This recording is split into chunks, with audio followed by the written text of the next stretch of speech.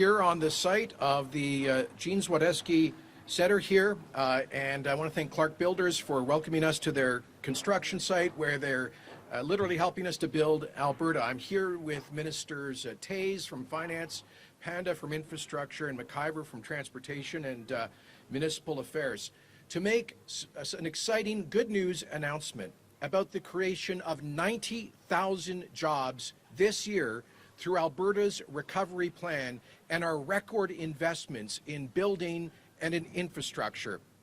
Thanks again to Clark Builders for hosting us. And as you can see from the site behind me and around me here, they are making big progress on this important project named for a good and decent man, a late friend of mine and so many others, a great Albertan who devoted his life to public service, the late Gene Zwadeski. And he would be proud to have his name attached to this center. When it's finished, this center will add 350 beds along with a big array of specialized healthcare programs, including a dental clinic, a hemodialysis, and a pulmonary rehabilitation. The center will provide convenient treatment options right here in the community, reducing the need for patients to travel all across the city. And it will take pressure off hospitals, off of emergency services, and off of our growing long-term care system. Interior construction in the tower wings right here is underway, and work on hardscaping and the parking lots will begin in the near future. Everything on this site is on track for completion by 2024, with construction creating more than 2,000 jobs right here in Edmonton. The Zwadeski Center symbolizes everything Alberta's government has been working to achieve since the pandemic started a year ago. COVID never has been just a health crisis. It's also been a worldwide economic crisis, with the biggest collapse of the world economy in almost a century, on top of which we, of course, got hit by the biggest ever collapse in energy prices right here in Alberta. But that's why right from day one, Alberta's focus has been to protect both lives and livelihoods. Those goals are what shaped our recovery plan. Alberta's recovery plan, a bold, ambitious plan to get Albertans back to work, to build, and to diversify our economy while building on our historic strengths. The plan included last year a $10 billion investment in infrastructure, the largest infrastructure budget to build things in the history of Alberta, that supported the creation of 50,000 jobs over the past year. And since last June, Alberta's taxpayers have funded more than 100 projects as part of the province's recovery plan, helping to get tens of thousands of Albertans working across the province, building the architecture of our future economy. This year's budget, the one that Travis tabled just about 10 days back, on February 25th, maintains that focus on building and on creating jobs. And in Travis's budget, we laid out our plan, a plan for healthcare and jobs in the provincial budget. COVID-19 has put a big strain on both our health system and, as I said, our economy. And that's why we've taken action from day one to support Albertans through all of this: income support, deferred payments, tens of thousands of dollars in support for small businesses and job creators, isolation supports for those who need to quarantine. We were the first province, I think the only in Canada, to provide large-scale free personal protective equipment, and so much more. Additional funding for the schools, and of course billions more for the healthcare system, payments to frontline workers, more support for continuing care, nursing homes, long-term care, and the list goes on. This year's budget that we just tabled keeps the historic investments being made by Albertans in protecting lives and livelihoods. It's focused, as I say, on three priorities: healthcare, economic recovery, and delivering government services more efficiently so we can secure our long-term fiscal future. Those priorities are all connected, and they're reflected in the three-year capital plan that we are releasing and announcing here today. This is an historic investment of $21 billion, and will get 90,000 Albertans working on hundreds of projects across the country. So I am pleased to announce, on behalf of Alberta's government, this $21 billion job-creating and building investment in our capital plan, creating 90,000 jobs across the province. This plan invests in key infrastructure like roads, schools, hospitals, long-term care, the things that families, communities, and businesses need now and in the long term as we recover and return to growth and future prosperity. And by the way, let me just say on that, I just saw this morning the Bank of Montreal projecting that Alberta is going to lead the country in economic growth in 2021 with, they estimate, 6.4% growth. I spent much of my weekend on the phone with major potential investors from the digital innovation industry, from the petrochemical industry, from the hospitality industry, and I am excited about what's going to happen this year.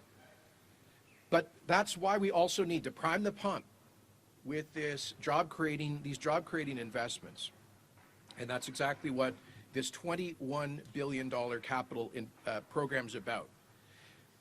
Minister Tays, McIver, and Panda will have more details about the capital plan. But let me just close by thanking all the workers here on this construction site and sites like it right across the province. Like Clark Builders, you've done an amazing job of adapting to public health measures, and unlike other provinces, here in Alberta we kept construction open all the way through the pandemic. And thank you guys for taking advantage of that, because you're ahead of schedule, right? Thank you for taking advantage of that, and thank you for working safe. Like, you guys have a strong safety culture, as we do in this province, and you've done well in the rising to the COVID challenge. No one has faced bigger challenges, though, than the folks who work on the front line in our healthcare system and in our nursing homes. We want to say thank you to them as well. These are the same people who will staff and live here at the Jean Swazeski Center once it's done. And we're looking forward to that day, to coming back here for the cutting of that ribbon, to see the great work that you guys have done and to see the care that we'll be providing to our seniors. And with that, I'll hand it over to Infrastructure Minister Prasad Panda for more exciting details about this $21 billion record investment.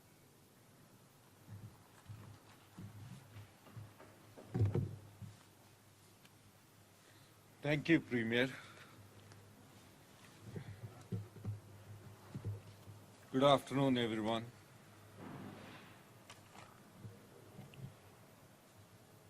So I'm pleased to be here this afternoon with the Premier and my colleagues, Minister Taves and Minister McIver, to highlight the 2021 capital plan, an unprecedented and historic investment in infrastructure. When we were first elected, we committed to keeping the previous government's capital plan. In the light of the pandemic, we increased our capital spending even further. We wanted to keep people working at a time when jobs were scarce. We recognized that the challenging times, it is vital that we get Albertans back to work and keep them working so they could support their families. That's why in Alberta, as Premier noted, we did not stop construction during the pandemic. And also, I heard Premier already putting pressure on us to complete this project on time, but today at this site, the Jean Swazeski Center at Norwood, this project is responsible for creating more than 2,000 jobs between now and 2024. On any given day, there are 350 people working safely on this site. And the 2021 capital plan creates more jobs like these. Over the next 3 years, we are investing $20.7 billion to support more than 90,000 good-paying jobs in construction, design, engineering, and skilled trades. This year's capital plan also includes 41 brand new infrastructure projects. And these projects not only create jobs during the construction phase, but also bring long-lasting benefits to the community and provide work in operations and maintenance after construction is complete. Last week, Minister Shandro and I announced 5 new capital health projects. In Calgary, we announced that which will support and benefit Albertans for years to come. We have also made key investments in new hospitals, schools, and courts. My colleague, Minister McIver, will speak in a moment about roads and bridges. We look forward to sharing more details about each of these projects in the weeks ahead. Throughout the pandemic, Alberta's construction industry has continued operating safely, building the critical world-class public works projects we need. Taxpayers are again spending at record levels to build the province. And my job is to ensure that these projects are finished on time and on budget. Thanks to Clark Builders for hosting us here today and carrying out this work very safely throughout the pandemic. And as you all know, today is the major announcement about unprecedented historic spending in Alberta's history. And it's a sustained long-term spending in the future of Alberta's economy. So my colleague, Minister McIver, will come and speak about transportation investments in the capital plan, but I hope media will be able to recognize this historic spending and ask us lots of questions about this capital plan today. Thank you.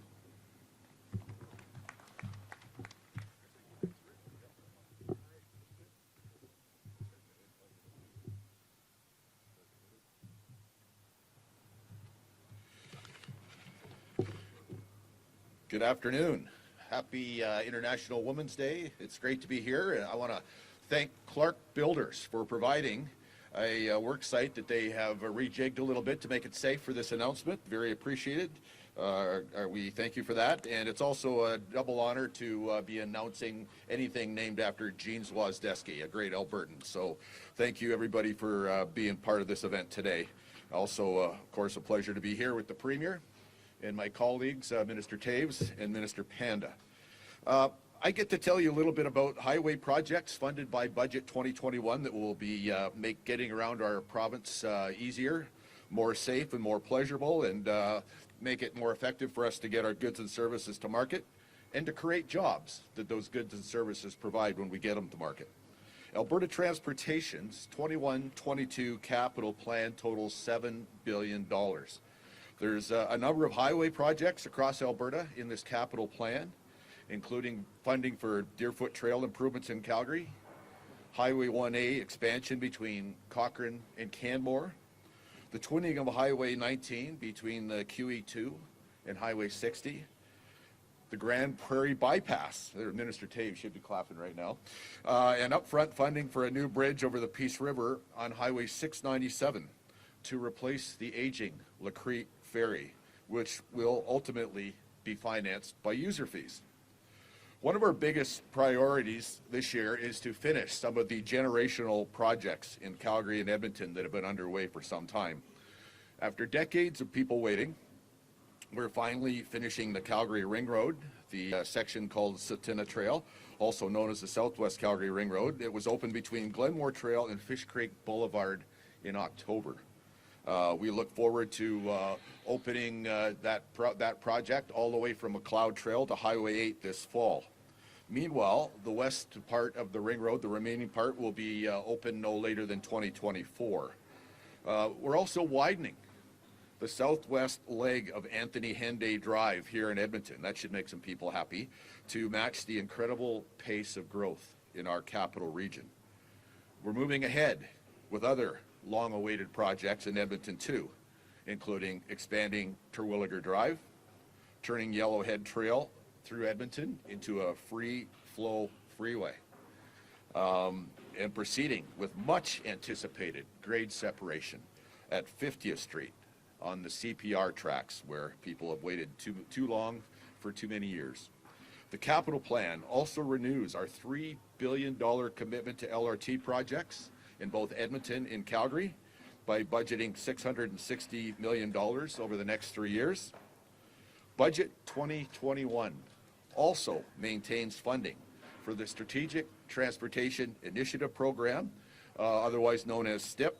It includes $25 million in new funding, along with $42 million to complete economic stimulus projects that were announced last year but are still underway. STIP is an important program for small and rural municipalities to maintain and improve their local road network.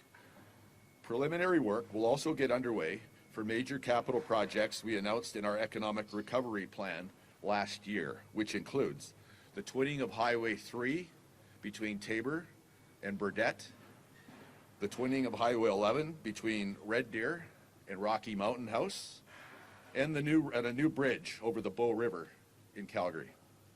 Alberta Transportation also remains committed to providing capital grants for water projects, for Green Trip program, and the Springbank Reservoir, which is a flood mitigation project for southern Alberta.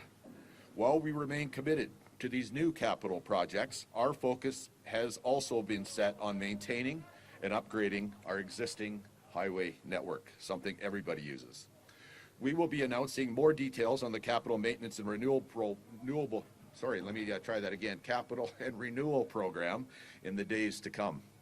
The 21-22 capital plan will keep up the momentum which we've begun on important projects in every region of Alberta, from strategic good corridors to commuter ring roads to local resource roads, all the while creating good paying jobs for Alberta families. Now it's my pleasure to invite my friend and colleague, the Minister of Finance, the Honourable Travis Tave, to speak about Budget 2021's historical investment. Thank you.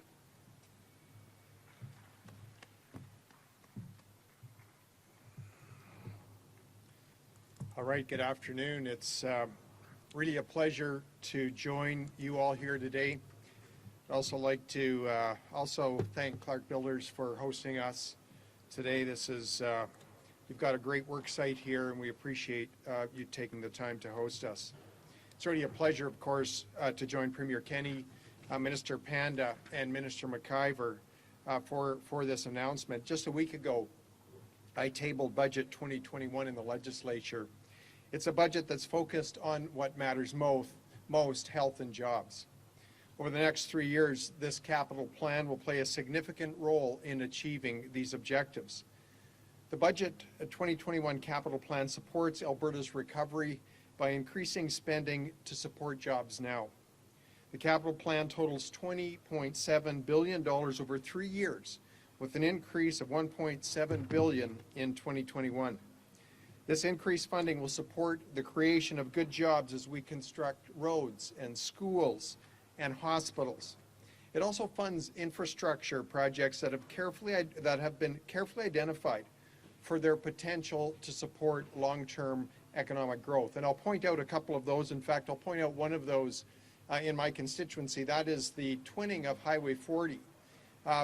That region south of Grand Prairie, investments been held back in that region because of a lack of strategic transportation infrastructure. The twinning of Highway 40 will result in increased private sector investment, increased job creation, and increased opportunities for Albertans. The capital plan will invest an additional $375 million in each year of 22-23 and 23-24 in future strategic projects to support Alberta's recovery plan. Over 3 years, the plan will support more than 50,000 direct and 40,000 indirect jobs. Ultimately, the government will spend an average of $6.9 billion per year on infrastructure projects. Capital maintenance and renewal accounts for $1.3 billion of the 2021 capital spend. That's an increase of nearly $300 million from Budget 2020. This substantial investment will support jobs immediately while minimizing the need for more costly repairs or replacement of infrastructure in the future. As announced a few days ago, Alberta's government will also spend $143 million on new priority healthcare projects over the next 3 years. This includes $35 million for a new Lacrete maternity and Community Health Center. The center will provide integrated ambulatory care, primary care, maternal health care, and diagnostic services to Lacrete and vulnerable remote communities in the region. Another new project will devote $23 million to help increase the number of beds in the intensive care unit for newborns at Foothills Medical Center, which is one of the busiest hospitals in the country. Our plan also includes new funding for 14 new school projects, which we will provide more details on in a separate announcement this week. Across the province, health facilities, schools, roads, and bridges are being planned, are under construction, or are already providing services to Albertans. At every stage, whether it be planning or development, infrastructure projects allow for the continuous support of jobs that directly contribute to our economy. These investments are a key component of Alberta's recovery plan, and they will benefit our communities for years to come. Thank you again to Clark for hosting. Thank you. Thank you. We'll now go to the phones for questions. We'll be doing one question, one follow-up today. Operator, can you please put through our first caller? Emma Greeny, Globe and Mail. Yeah, g'day. This question is probably best for the Premier, not on your new capital plan, but something else you announced today is the carbon capture working group with the federal government. What are your hopes for that panel and the strategy that they're going to come up with here? And can you talk a little about how the oil sector is going to be involved in that work? Sure. Thanks, Emma. So starting about 18 months ago, our government began chairing a working group with the oil and gas industry on environmental, social, and governance challenges with respect to investment, to bring together the best thinking and practices, identify gaps, and how we could better tell our story about the improving environmental performance of Alberta's energy sector. As you know, we've now sort of made that more of a permanent project as a secretariat in my Department of Executive Council.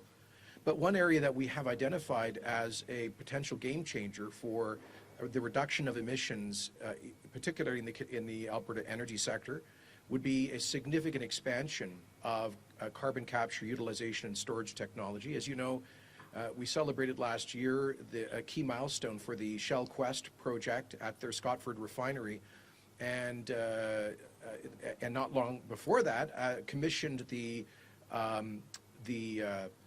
carbon trunk line that takes sequestered CO2 from Scotford and injects it into the sedimentary basin. We have a recent consulting report from the Boston Consulting Group indicating that Alberta has some of the best geological formations in the world through our sedimentary reservoirs for deep storage of CO2. And we have been world leaders in the technology. It wasn't long ago when some people, including some of your colleagues in the media, were a bit derisive or skeptical about CCS technology, but the cost of it has come down by about 50% per ton, and increasingly we're seeing large-scale application of CCS and CCUS technology. Where we were a global leader, we're at risk of falling behind if we don't up our game. That's going to require major investments. Some of it will be supported by the funds generated by our Technology Innovations Emission Reduction Program, the TIER levy, but we need a much larger scale. Government of Canada, of course, has committed to very ambitious emissions reduction targets, and it's our view that there's no feasible way for Canada to achieve those targets within the stated timelines without a widespread application of game-changing technology like CCUS. That's why we've started this working group. We've been in fairly advanced discussions with the Federal Finance Department, Environment, and the Canada Infrastructure Bank, so just stay tuned for more on that front.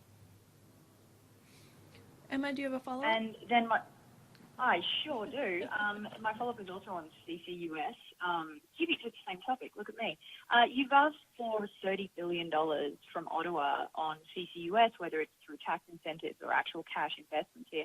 How likely do you think that Ottawa will in fact pony up with that cash? Well, I don't know about the quantum, but I can tell you that we've been receiving a lot of we had a lot of good discussions with senior people in the federal government, recognizing they need something like this to have any hope realistically of achieving their emissions targets. And one case that we've made to them is that the Americans have kind of shot past us on application of CCUS technology, in part because they have a very effective, targeted tax incentive for that kind of technology. So one pitch we're making to them is that this could be a great job-creating, high-tech investment that would be a partnership with industry. They've got to carry their share for sure, but it could be a three-way partnership between the Government of Alberta, Government of Canada, and the industry. Operator, can you please put through our next caller? Bill Fortier, CTV. Hi, question is for the Premier. The question is in regards to the high numbers of the variant cases we saw come up over the weekend. Premier, multiple polls have shown Alberta has among the lowest rates in terms of people who intend to get vaccinated. And experts have said you need, around 70% or potentially more of the population to get vaccinated to achieve this herd immunity. So I'm just wondering, people under 18 can't get it. We have a lot of people who say they won't get it. Do you have concerns that the portion of the population that will get the shot won't be high enough to properly protect the population of Alberta? I'm not too concerned about that. Of course, we strongly encourage everyone to get vaccinated when their turn comes up. That it's not, as the Queen said recently, it's not necessarily about yourself, it's about helping to protect others. So think of others, think of the vulnerable in particular. I've just seen some government polling yesterday, in fact, which shows that a growing percentage of people who are moving from the somewhat likely to get vaccinated to the very likely to get vaccinated. I think some Albertans just wanted to take a step back, make sure this thing was safe before committing to do it. And as we can now see, we've done well over 200,000 doses have been administered. We've had barely over 100 of those cases with adverse reactions, and they've almost all been very minor adverse reactions. So people can see, as more and more folks get vaccinated, that it's safe and that it's effective, and that's the most important thing. People need to understand that if we want to get our lives back, to get freedom back, then we have to have as many people as possible take that vaccine. Finally, the most important thing is we get the jabs in the arms of the most vulnerable folks. Those are the people in the nursing homes. We've already given them the double doses, the seniors over 75, and then we'll go down in the age bracket. And I think by the time we've hit most Albertans over the age of 50, we're going to be in much better shape in terms of controlling the variant and the threat that they may pose. I'll remind you that, the average age of hospitalization with COVID in Alberta is 60. So we need to get the vaccines down into that 50-something, 60-something age bracket to be really fully protective. But we're going to get there, and we're starting to get some decent supply. So I think there's reason to be hopeful. And one last point is that the elderly people who are most vulnerable and most protected by the vaccines are far more likely than the younger folks to accept the vaccine. Bill, do you have a follow-up? My follow-up, I do. Thank you for Mr. McIver. Mr. McIver, you mentioned a few projects specifically you pointed out. Now, I know some of them. Southwest Henday, for instance, has already been announced. It was announced by the previous government, and then it was re-announced by your government. Now we're hearing about it again. So some of these are any of these projects actual new projects, or is this just continued funding that's already been promised for projects that have already been promised? No, there's quite a bit, but I will gently, I hope, remind you the announcement today is about Budget 2021.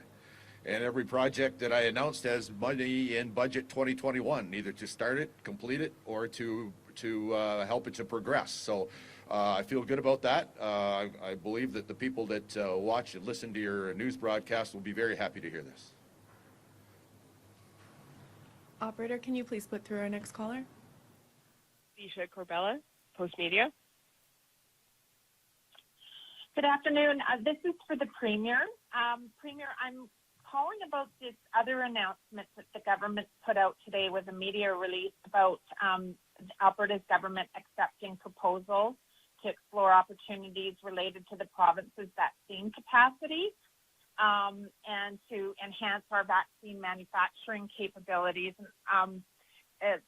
I think we've all started learning about these different businesses in Alberta who can make world-class vaccines, and I think this will be a relief to Albertans. But can you explain a little bit more about that program? How much money will be made available to these vaccine manufacturers? Because as we know, like Moderna, for instance, got $1 billion from the U.S. government, and so we're not really playing on level playing fields here. A lot of these folks have self-financed, Right. and these vaccines are potentially as good or better than Moderna, Pfizer, and some of the others. And so I'm just wondering if you have a few more details on that. Sure. Thanks, Alicia. We don't have a fixed budget on that. We're asking, we want to go through a proper process. We're not just going to arbitrarily pick projects to back. We want to make sure that they are viable, that they can scale up, that they've got the source supplies ready to roll, that they've got these complicated supply chains figured out, all of those questions, and that's why we're going through that RFP process. And if after we receive those bids formally, they check out, one or more of those bids check out as something that's viable, we are absolutely interested in supporting that, potentially either through large-scale orders or other forms of support. And that's also, Alicia, what we've been working with other provinces on. We've been co-chairing the interprovincial working group on domestic vaccine production and procurement. We're expecting a report back from that panel in the next couple of days, because the provinces collectively have a lot more purchasing power than Alberta separately. As I've said to you before, look, we may finally start to get large-scale supply of doses from the big international pharma companies through federal procurement later this spring, and it's well possible that by the time any Alberta producers get to phase 3 and Health Canada approvals later this year, that will largely already have the population vaccinated. But there is still a big, obvious long-term interest in having our own domestic vaccine production capacity. First of all, to deal with potential new vaccines that address variants of COVID-19, but also potentially for booster shots if there's another scramble for supply around the world. It would be great to have our own booster shot capacity. And we should be prepared for future pandemics. Like I've drawn the comparison before, after the Second World War, with starvation in many parts of the world, we all got focused on food security. Now we've got to get focused on vaccine security, and we're willing to make significant investments to make that happen.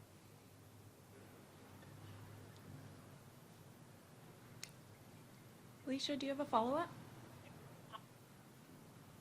No, I guess just is part of this looking at creating a kind of a hub of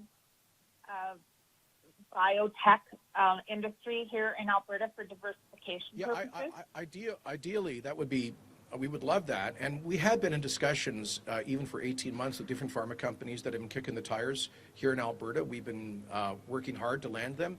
But part of the problem, Alicia, is federal patent laws. As you know, the changes that the Chrétien government made that shortened patent protection drove a lot of the brand name manufacturers out of the country because their investments in R&D weren't going to pay off, because generics would be able to basically take their recipes, their patents, and without investing in the multi-billion-dollar R&D work, they could just reproduce at a cheaper price. So we need the federal government to get serious about making Canada hospitable to the pharma industry, to bring back large-scale investment. And if that happens, Alberta will be at the front of the line to land those investments. I will tell you, though, we do have I would say the beginnings of a hub. We have strong faculties at both U of C and U of A in this area, and particularly at U of A, at the Li Kai-shing Center for Virology, which is headed by Dr. Houghton, who, as you know, recently received the Nobel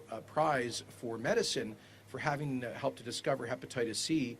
And we've just extended an additional $20 million to the Li Kai-shing Institute for Virology to help to strengthen that center of excellence. And one last point I would make, Alicia, is that a consortium involving partly that institute had approached one or two of the big pharma companies about producing for example, potentially Moderna on license here in Alberta, and they approached them about a year back on that. But the big pharma companies said they weren't interested. Well, we're now getting a different message from some of the big pharmas who are realizing because of vaccine nationalism, protectionism, border controls, that maybe it makes sense to onshore some production here in North America. So I think there is potential there, but it's not going to happen overnight, Leisha.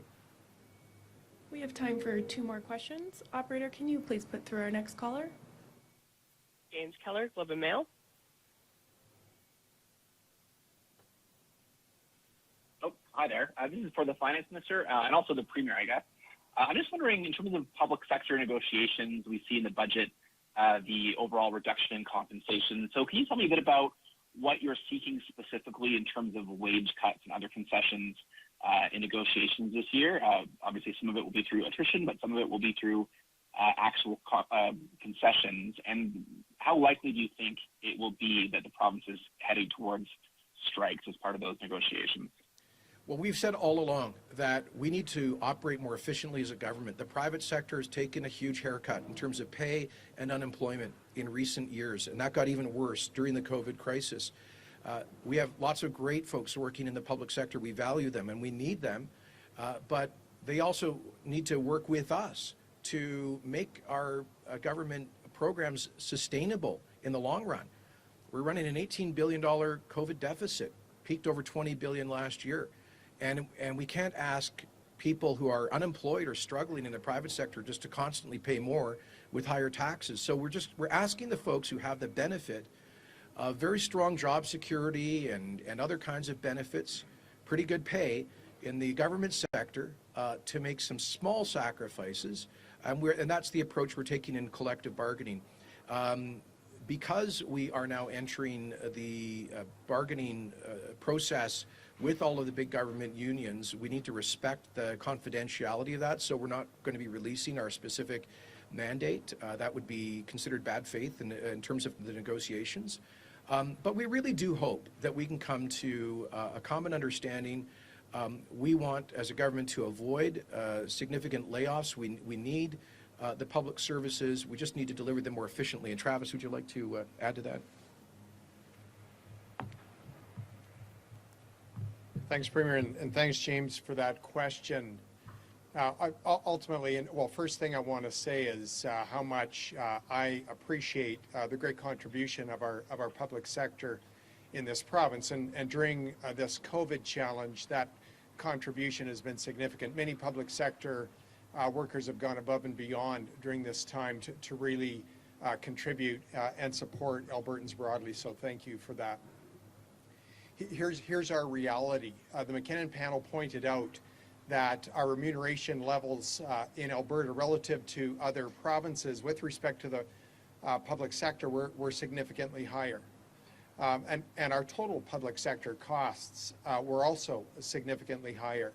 And if we compare BC, for instance, Alberta to BC, Alberta's public sector costs on a per capita basis are over $600 higher. That's almost $2.8 billion every year that we spend in Alberta, more than BC spends, again, on a per capita basis for public sector. And we just simply can no longer afford to be an outlier. And so obviously the public sector costs are a function of volume times price, and so we're working with our union partners and with the public service on thoughtfully and compassionately making adjustments. In Budget 2019, we signaled that there would be, again, a gradual reduction in the size of the public sector. We've made great progress there. The vast majority of reductions have been through attrition. And again, that has been implemented as thoughtfully and carefully as possible. We are now, as the Premier noted, just beginning public sector negotiations, and I'm hopeful. I'm hopeful that public sector workers in this province will work together with us cooperatively to really position the public sector on a sustainable track for future Albertans.